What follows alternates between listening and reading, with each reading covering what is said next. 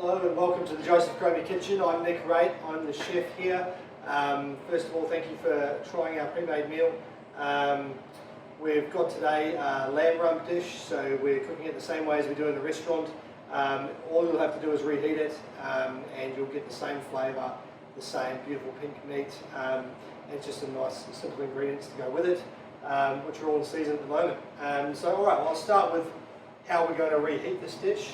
So we have our package, which comes all bagged in individual components, and in a little box with the instructions. So the instructions you can refer to again if you need to. The first thing we're going to do is take everything out of the box, and we're just going to very carefully open it up. So you can take your label off. The label's got all the ingredients on the back, the nutritional information if you require it, and we're just going to separate everything out. So we've stapled the bags at the top so that we haven't pierced the ingredient inside there, so that you can reheat everything in there. So you've got your lamb, you've got balsamic braised carrots, which are going to glaze back through in the oven. You've got potato puree, which is made with fresh garlic, good olive oil, a little bit of cream, so it's nice and smooth and delicious. And we've got some peas, corn, grilled spring onion, and some spring onion oil, and a bit of dried olive, which is going to add that saltiness. It's going to really season the dish. Okay, so first thing we're going to do is we're going to put our lamb in the oven to warm up and glaze slightly. A little trick for this one: if the sauce is a little bit solid inside the bag, just dunk it in a pot of hot water just for a second, and that's just going to take the sauce off the bag. And I'm just going to use a knife. You'll be able to use a scissors at home, but that'll just help the sauce come away from the bag, and that way it'll end up just like this. So you've got 3 pieces of lamb rump. They've been cooked sous vide, so under vacuum, for 1 hour at 63 degrees, and then we've rendered the fat slightly for you so that you don't have to go through that process at home, which is quite a messy one. We've got our carrots, which have been cooked in a little bit of balsamic, a little bit of thyme, a little bit of brown sugar, tiny bit of brown sugar, and that sauce is going to go in there as well. So there's a fair bit of liquid in there at the moment, but once that goes through the process in the oven, it's going to reduce the sauce, it's going to intensify the flavour, and it's going to give you a really glazed sort of look on the lamb. So I'm just going to pop that in the oven. So we're at the second stage of the lamb dish now. The lamb garnish has been in the pot for about 1 minute less than it needs to be. So if you're not up to that stage yet, just drop your potato and your spring onion and pea mixture into your water and drop the heat, and set your timer. And then when you're a minute or so away from your timer going off for your lamb and your garnish, then we can sort of restart from there. So as it says in the recipe, the lamb comes out and we remove it from the pan and just pop it onto your chopping board. I'd probably suggest using tongs because it's quite hot, but a little bit over the chopping board, and then we will have carrots here. We've got our beautiful pink lamb, and we've got our garnishes, which are nice and warm. So I'm going to take those garnishes carefully from the water, so as not to scald yourself. And with these types of garnishes, all these garnishes that we're warming up in the bag, you can do it a couple of minutes earlier than it says you can do it in your recipe.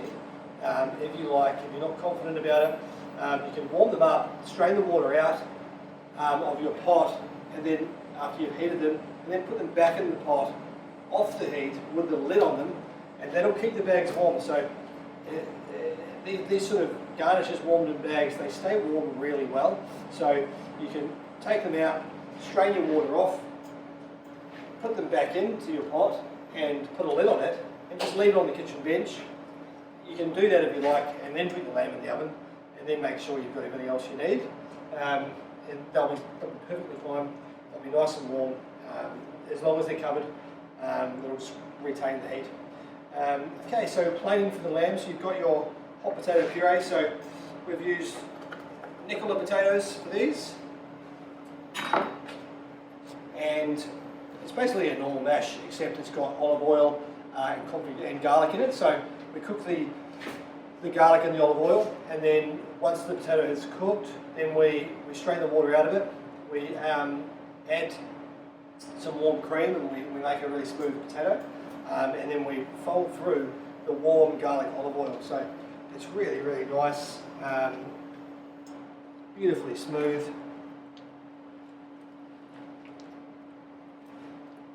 We have one of the finest sieves you'll ever find here for potato puree, which is very frustrating when you're using it, but it's quite a treat if you're on the other side of it and you're eating it.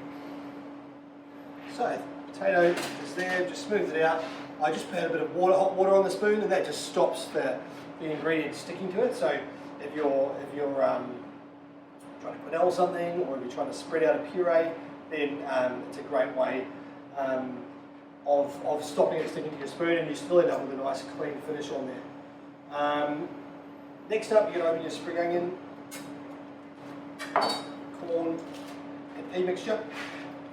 So there is spring onion oil in there as well, which for presentation reasons it would be handy if you had a little bit left at the end. So what we'll do, I'll have a spoon for spooning the garnish on, and then I'll also keep a teaspoon there just to see if I can get any of that oil at the end. Around here. So beautiful sweet corn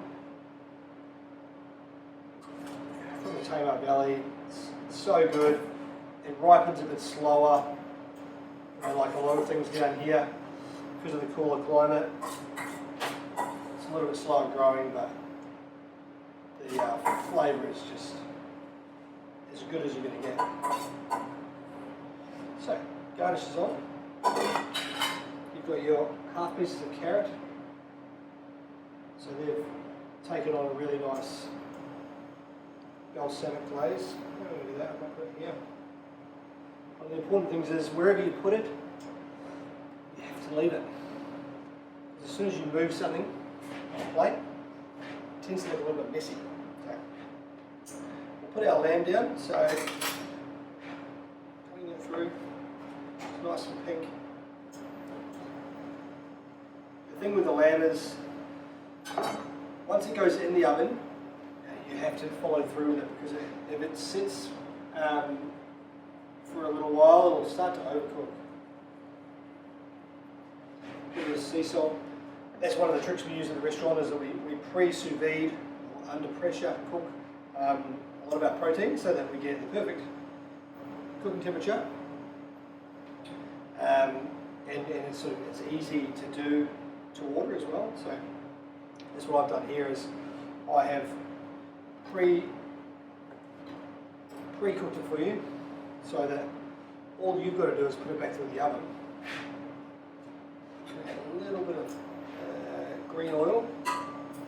So I'm just going to take what's left.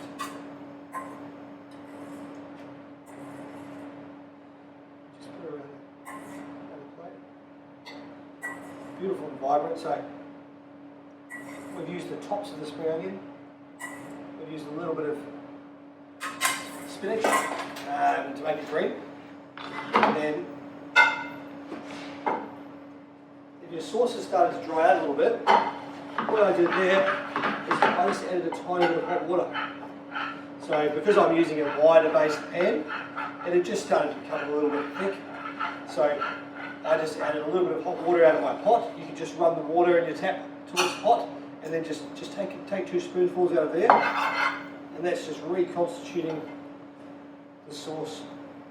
So don't be afraid to do that. If it's dried out a little bit on your pan, put a touch of hot water on there, and it'll just bring it off.